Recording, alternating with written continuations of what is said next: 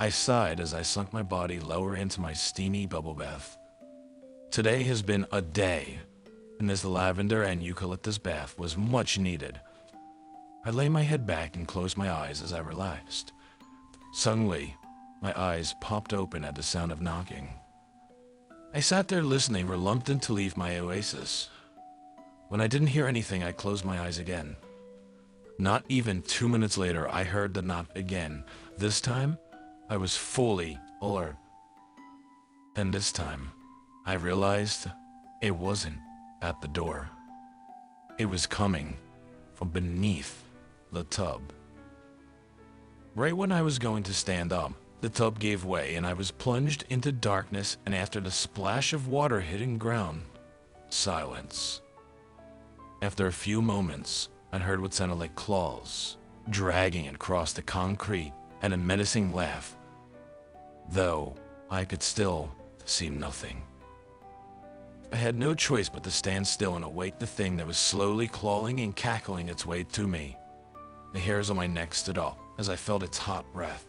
I slowly turned around only to come face to face with what had to have been a 10-foot tall, thin creature with arms that ended in long, sharp claws. Its mouth turned up in an unnaturally wide mouth and sharp teeth, but what stood out the most were its red, glowing eyes. This has to be a dream, I thought to myself, right as it opened its mouth to say, "This isn't a dream. Didn't they warn you about falling asleep in the tub?" It questioned me. I was frozen in shock, unable to speak. "You're mine now," I said as I felt its claws sink into my skin. I closed my eyes, choking on what had to be blood. When I opened them, though, I was on my bathroom floor surrounded by paramedics. As my vision cleared, I noticed the worried face of my best friend. With a sigh of relief, she said, "I came home to see you submerged in the water and called the paramedics and pulled you out. A few more seconds, and you would have been a goner," said one paramedic. "Don't you know it's dangerous to fall asleep in the tub?" he scolded. Relief washed over me as I realized it was just a nightmare. "How'd you get that scratch?" my friend exclaimed. I looked down and stared in horror as I noticed long, deep claw marks going down my arm. I woke in the hospital after apparently passing out. I glanced at my arm to see it bandaged up. Did I imagine everything? I asked myself out loud. I looked around the room and swore I saw a shadow in the corner, but I just told myself it was the medicine. I decided to try to go back to sleep and had just dozed off when I was yanked out of bed.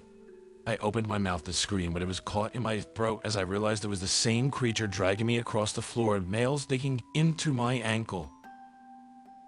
"I told you, you're mine. You can't escape me," it said. I could feel the blood gushing out of my ankle as it began to drag me down the hall, and I noticed the nurse's station was empty. Finally, my voice returned, and I screamed at the top of my lungs. I must have startled the creature as it stopped, turned around, and stared at me with a growl.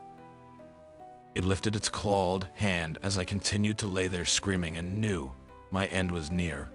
I closed my eyes and awaited my death. "Ma'am, ma'am," I heard it say. Slowly, I opened my eyes and realized I was surrounded by nurses.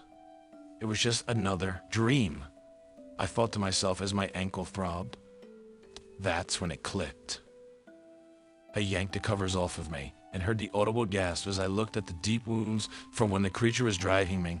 The nurses looked at me in horror, and my gaze was the same.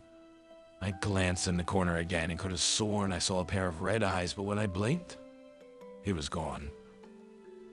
I breathed a sigh of relief, but I should have held that in because next thing I knew, a voice growled in a whisper in my ear, saying, "Oh, you watching you."